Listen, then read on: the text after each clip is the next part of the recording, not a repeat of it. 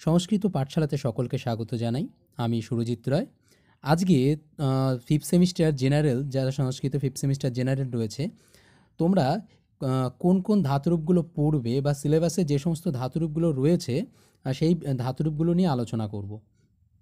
আর এর আগে তোমাদের সাজেশন দিয়ে দিয়েছি, তোমরা চাইলে সেটাও দেখতে পারো, ভিডিও প্লেলিস্টে গিয়ে সেখানে রয়েছে, তোমরা দেখতে পারো।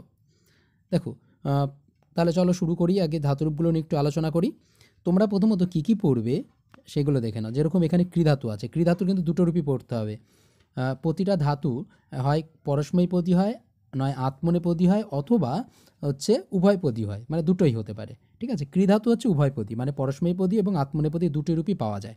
কিন্তু সব ধাতুর কিন্তু দুটি রূপ পাওয়া যায় না, কারো পরস্মৈপদী রূপ পাওয়া যায়, কারো আত্মনেপদী রূপ পাওয়া যায়। আর কিছু কিছু ধাতু আছে যেটা দুটো রূপই পাওয়া যায়, যেরকম ক্রিধাতু। দেখো, ক্রিধাতুর তোমরা মানে প্রতিটা ধাতুর কি পড়বে? লট রূপটা পড়বে, লট, লোট, লং আর লিট। এই চারটে রূপ তোমরা কিন্তু পড়বে। বিধিলিঙ্গটা না পড়লেও চলবে, তবে তোমাদের কি কি পড়বে? লট, লোট, লং আর লিট, এই চারটে রূপ বিশেষ করে তোমরা কিন্তু পড়ে যাবে। ঠিক আছে, যেরকম ক্রিধাতুর যেরকম এই চারটে রূপ পড়লে, ক্রিধাতুর ওটা হচ্ছে পরস্মৈপদী রূপ ছিল, এরকম আত্মনেপদী রূপ। আত্মনেপদীরও লট, লোট, লং রয়েছে, আর স্ক্রিনশট করে রেখে দিতে পারো। আর রয়েছে হচ্ছে এই যে লিট। ঠিক আছে, এই চারটে রূপ তোমরা হচ্ছে ক্রিধাতুর থেকে পাচ্ছ। ক্রিধাতুর দুটো রূপই পাচ্ছ, একটা পরস্মৈপদী রূপ এবং আত্মনেপদী রূপ। যদি বড় প্রশ্নে আসে তাহলে কিন্তু দুটো রূপই তোমাদের লিখতে হবে। এরপরে আমরা যেটা আসি শেপ ধাতু। শেপ ধাতুতে শেপ ধাতু হচ্ছে আত্মনেপদী। এখানেও তোমরা লট রূপটা পড়বে, লোট পড়বে, লং পড়বে এবং লিট পড়বে। ঠিক আছে, আর এটা হচ্ছে গেল শেপ ধাতু। এরপরে আরেকটা ধাতু হচ্ছে শ্রুধাতু। শ্রুধাতুরও তাই, লট, লোট, লং আর লিট। বিধিলিঙ্গটা চাইলে পড়তে পারো। ঠিক আছে, এরপরে যে শব্দরূপটা রয়েছে হচ্ছে জ্ঞা ধাতু। জ্ঞা ধাতু, আচ্ছা প্রতিটার অর্থ আমি একটু পরে বলছি। জ্ঞা ধাতু কথার অর্থ হচ্ছে জানা। ঠিক আছে, এটারও তোমরা লট, লোট, লং, লিট এই চারটে রূপ পড়বে। ঠিক আছে, আর এটা হয়ে গেল। এরপরে আসছি হচ্ছে লব ধাতু। লব ধাতুর তোমরা দেখে নাও। লব ধাতু হচ্ছে অকর্মক ধাতু, পাওয়া অর্থ বোঝানো হয়। এখানেও তোমরা লট, লোট, লং, লিট এই চারটে রূপই আবার পড়বে।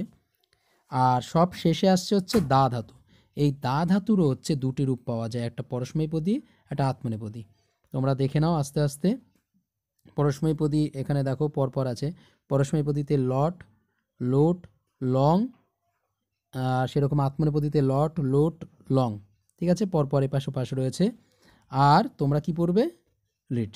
ঠিক আছে, এই হচ্ছে টোটাল যে কটা ধাতু ছিল, তোমরা এই কটা ধাতু পড়বে। এই হচ্ছে তোমাদের 4-5টা ধাতুরূপ। এই ধাতুরূপটাই হচ্ছে তোমাদের সিলেবাসে আছে, এগুলোই ভালো করে পড়বে। যদি কোনো প্রশ্ন থাকে অবশ্যই আমাকে কমেন্ট বক্সে জানাতে পারো।